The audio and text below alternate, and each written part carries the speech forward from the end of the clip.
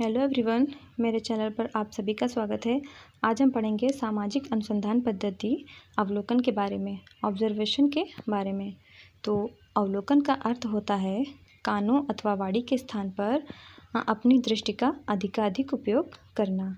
अर्थात जब सामाजिक अनुसंधानकर्ता किसी दूसरे व्यक्तियों द्वारा कही गई अथवा सुनी गई बातों पर विश्वास न करके स्वयं घटनास्थल पर जाकर घटनाओं को अपनी दृष्टि से देखकर उसका अध्ययन करता है, तो उसके अध्ययन की जो यह विधि है वह अवलोकन विधि कहलाती है। अवलोकन को परिभाषित करते हुए पी.वी. यंग ने लिखा है कि अवलोकन घटनाओं के स्वाभाविक रूप से घटित होते समय नेत्रों द्वारा किया गया सुव्यवस्थित और सुविचारित अध्ययन है। इस प्रकार से पी.वी. यंग ने अवलोकन को परिभाषित किया। अवलोकन के प्रकार, टाइप्स ऑफ ऑब्जर्वेशन। तो अवलोकन निम्न प्रकार के होते हैं, जिसमें पहला है नियंत्रित अवलोकन या अनकंट्रोल्ड ऑब्जर्वेशन। जब सामाजिक अनुसंधानकर्ता को जिस घटना स्थल पर जाकर वहाँ का अध्ययन करना होता है, तो वहाँ के लोगों को पता नहीं होता है कि यहाँ पर शोधकर्ता आने वाला है, तो उसको वास्तविक तथ्यों की प्राप्ति होती है, यानी कि वहाँ की जो व्यवस्थाएं हैं, जो भी सुविधाएं हैं, वो ज्यों का त्यों उसे प्राप्त हो जाती हैं। तो इससे वहाँ पर किसी भी प्रकार का नियंत्रण नहीं होता है, तो इसे अनियंत्रित अवलोकन कहते हैं। और दूसरा है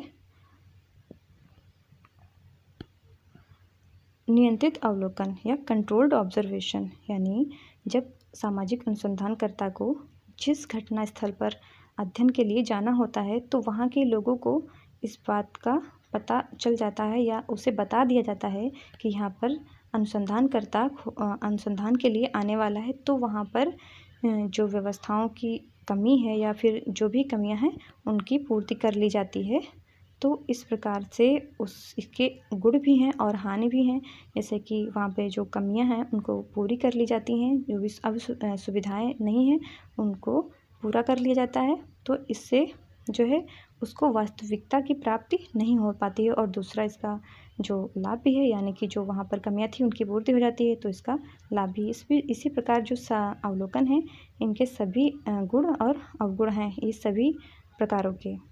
और अगला है सामूहिक अवलोकन या ग्रुप या मेस ऑब्जर्वेशन, यानी कि जब अवलोकनकर्ता अकेला अवलोकन ना करके या अवलोकनकर्ता नहीं, जब सामाजिक अनुसंधानकर्ता अकेला ना होकर कई सामाजिक अनुसंधानकर्ता किसी घटना स्थल पर जाकर वहाँ का अवलोकन करते हैं, तो इसे सामूहिक अवलोकन कहते हैं।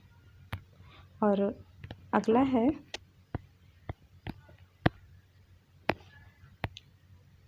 सहभागी अवलोकन, अर्थात जब सामाजिक अनुसंधानकर्ता घटना स्थल पर जाकर वहाँ के जो लोग हैं उनके साथ मिलकर समस्या से संबंधित जो विषय है उसके बारे में वहाँ के लोगों के साथ मिलकर अध्ययन करता है, और वहाँ के लोगों को इस बात का पता नहीं चलता कि यह एक शोधकर्ता है, और वह उनकी समस्त क्रियाओं को देखता है और उनको नोट करता रहता है, और किसी को इस बात का पता भी नहीं चलता। तो इसे पार्टिसिपेंट ऑब्जर्वेशन कहते हैं। और इसके भी गुण और लाभ होते हैं, क्योंकि जब वहाँ के लोगों को यह पता चल जाता है कि यह शोध करता है और उनकी समस्त क्रियाओं को नोट कर रहा है, तो ऐसे में क्या होता है, वहाँ के जो लोग होते हैं वे अपने व्यवहारों में परिवर्तन करने लगते हैं, यानी कि दिखावा करने लगते हैं।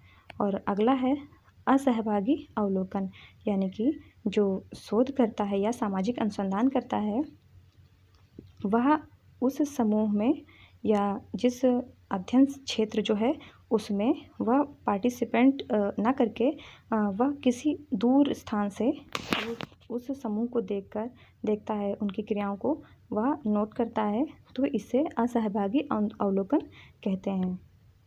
और अगला है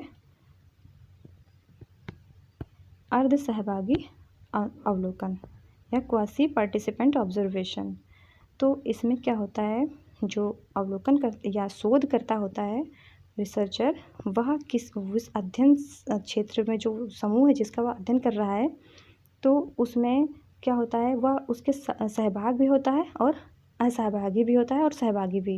यानी कि उस समूह में वह मिलजुल कर रहता है और उसकी समस्त क्रियाओं को अध्ययन करता है, और कुछ समय के बाद वह किसी दूर स्थान से फिर से उनकी समस्त क्रियाओं को वह देखता है और उनको नोट करता है। तो इसे सहभागी अवलोकन कहते हैं। यानी कि उसमें वो सहभागी भी होता है और नहीं भी होता है, यानी कुछ समय तक सहभागी होता है, यानी उनके साथ रहता है, उनकी समस्त क्रियाओं को देखता है, उनको नोट करता है, और फिर कुछ समय के लिए वह दूर स्थान से फिर से उस समूह का अवलोकन करता है, उसको देखता है और उसकी क्रियाओं को नोट करता है। तो इसे अर्ध सहभागी अवलोकन कहते हैं।